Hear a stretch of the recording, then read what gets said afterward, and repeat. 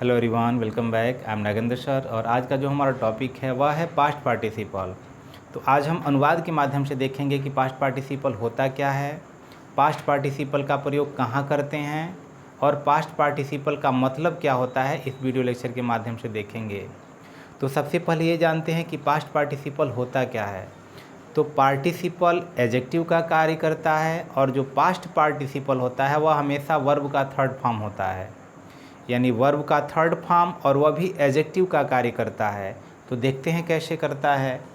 जैसे दिया है कि अ ब्रोकन चेयर, अगर हम एग्जाम्पल ले लेते हैं अ ब्रोकन और यहाँ लिख दिया गया चेयर, तो यहाँ जो चेयर है वह नाउन है और नाउन को क्वालिफाई करने के लिए यहाँ एक वर्ड आया है ब्रोकन। तो यह ब्रेक का थर्ड फॉर्म है, यानी वर्ब है और वर्ब का थर्ड फॉर्म दिया है और वह भी एक नाउन के पहले आया हुआ है, तो मतलब इसकी विशेषता बताने के लिए आया हुआ है। तो जब किसी नाउन की विशेषता बताने का जो भी शब्द प्रयोग किया जाता है वह एडजेक्टिव होता है। तो यह वर्ब थर्ड फॉर्म है, यह पार्टिसिपल है, वह भी पास्ट पार्टिसिपल है। अब जो इसका यह नेचर है, यह क्वालिफाइंग नेचर है, यानी जब किसी नाउन के पहले अगर पास्ट पार्टिसिपल का प्रयोग होता है तो उसका जो नेचर होता है वह क्वालिफाइंग नेचर होता है। अगर वही नाउन के बाद प्रयोग किया जाता है, अगर ये किया जाता है, अगर यही लिख दिया जाता है अ चेयर और यहाँ लिख दिया गया ब्रोकन, तो नाउन के बाद यहाँ पर यह जो ब्रोकन है यह पास्ट पार्टिसिपल आया हुआ है। अब इसका जो नेचर है यह डिफाइनिंग नेचर होता है, यानी यह क्वालिफाइंग नेचर होता है,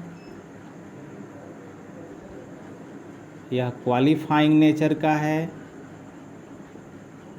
और यह डिफाइनिंग नेचर का है।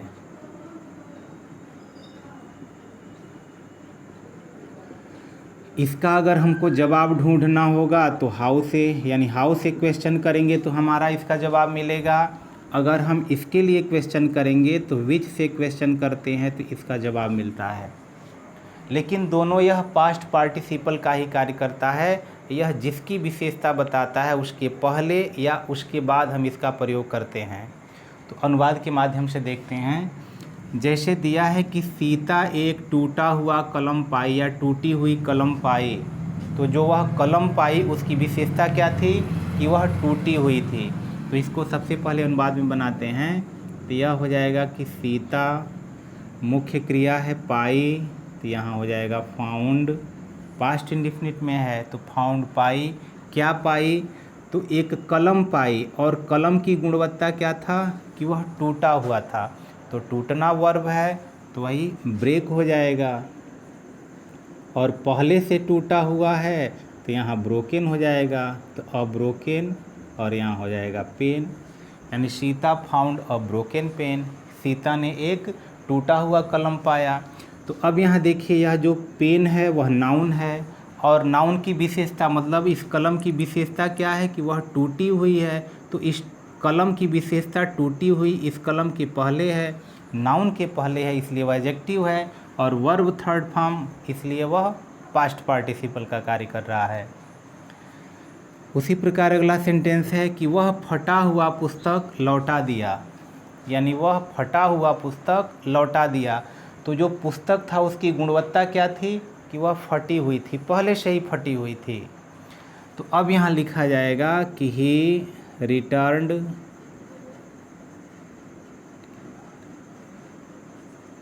ही रिटर्न्ड वह लौटा दिया। अब क्या लौटा दिया? तो पुस्तक को लौटा दिया, तो उस पुस्तक की गुणवत्ता है कि वह फटी हुई थी। तो यहाँ हो जाएगा कि दी TORN और ये हो जाएगा बुक। उसने फटा हुआ पुस्तक लौटा दिया, चाहे वह फटा हुआ पुस्तक लौटा दिया। तो ही, अब यह वर्ब क्रिया और क्रिया के बाद जो भी हमारा ऑब्जेक्ट है लौटाया क्या, तो पुस्तक लौटाया। तो पुस्तक यहाँ नाउन और उस नाउन की विशेषता बताने के लिए आ गया है कि टॉर्न। वह पुस्तक कैसी थी? तो फटी हुई थी, पहले से फटी हुई, और इसलिए यह जो वर्ब थर्ड फॉर्म है नाउन के पहले आया है, इसलिए यह पास्ट पार्टिसिपल का कार्य कर रहा है। यह क्वालिफाइंग नेचर का है, क्योंकि देखिए जैसे ही किसी भी नाउन के पहले अगर पास्ट पार्टिसिपल होता है तो तो वह क्वालिफाइंग नेचर का होता है। फिर अगला क्वेश्चन है, अगला सेंटेंस है कि घायल व्यक्ति को अस्पताल भेजा गया। किस व्यक्ति को अस्पताल भेजा गया? तो घायल व्यक्ति को। तो व्यक्ति कैसा था? तो पहले से ही घायल था। तो घायल पहले से ही था, तो यह पास्ट पार्टिसिपल है। तो यहाँ हो जाएगा कि यहाँ हो जाएगा वुंडेड, या इंज्योर्ड भी लिख सकते हैं। वुंडेड यानी घायल, और यहाँ हो जाएगा man, the wounded man. Man यहाँ नाउन हो गया, और नाउन की विशेषता क्या, वह कैसा है? तो वुंडेड यानी जख्मी है, घायल है। तो यह जो घायल है यह वर्ब का थर्ड फॉर्म, इसलिए यह पास्ट पार्टिसिपल है। यह पैसिव वॉइस में है, तो यहाँ हो जाएगा वाज सेंट, भेजा गया। कहाँ भेजा गया? तो अस्पताल भेजा गया।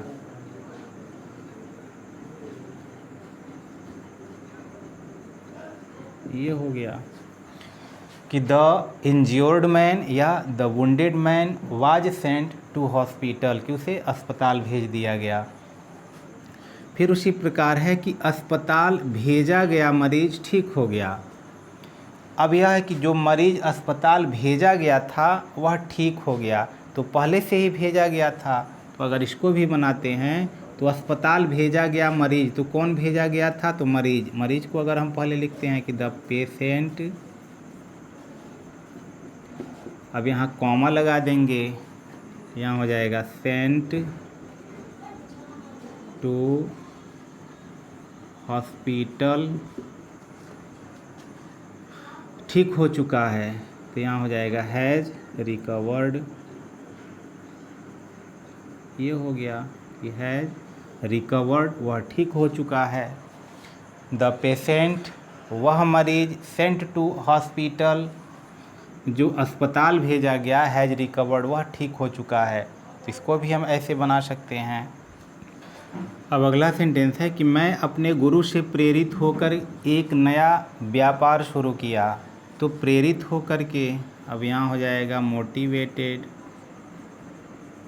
मोटिवेटेड बाय माय टीचर, ये हो गया। मैं अपने गुरु से प्रेरित होकर, तो प्रेरित होकर, मोटिवेटेड बाय माय टीचर, ये अपने गुरु से प्रेरित होकर, कॉमा लगा देंगे, मैं एक नया व्यापार शुरू किया। तो यह हो जाएगा आई स्टार्टेड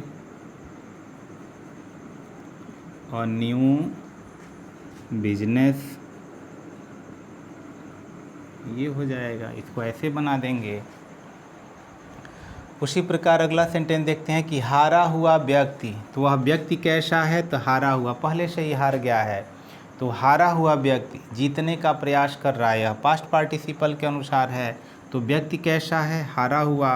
तो यहाँ हो जाएगा द डिफीटेड पर्सन या मैन, दोनों में से कोई लिख सकते हैं।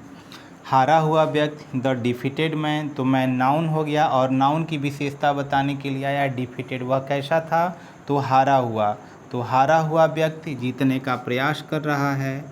तो यहाँ हो जाएगा इज ट्राइंग टू, ये हो जाएगा विन, जीतने का प्रयास कर रहा है। तो द डिफीटेड मैन, यह सब्जेक्ट का कार्य कर रहा है, तो मैन की विशेषता बताने के लिए आ गया डिफीटेड, यह पास्ट पार्टिसिपल, क्योंकि वर्ब थर्ड फॉर्म है, और इस ट्राइंग टू विन, जीतने का प्रयास कर रहा है। उसी प्रकार अगला दिया है कि मैं पेड़ को गिरा हुआ पाया, यानी मैंने पेड़ को देखा, तो जब देखा तो वह गिरा हुआ था। तो अब यहाँ पेड़ को गिरा हुआ पाया, अब यह जो है डिफाइनिंग नेचर का है, यह वर्ब क्रिया के बाद जो हमारा पास्ट पार्टिसिपल है वह प्रयोग किया जाएगा। तो अब यहाँ हो जाएगा कि I found the tree, I found the tree, और यहाँ हो जाएगा फॉलेन। तो वर्ब के बाद जो नाउन है उस नाउन के बाद जो हमारा पास्ट पार्टिसिपल है वह प्रयोग किया जा रहा है, तो यह हमारा डिफाइनिंग नेचर का हो रहा है। अगर वही नाउन के पहले प्रयोग किया जाएगा तो वह क्वालिफाइंग नेचर का होता है।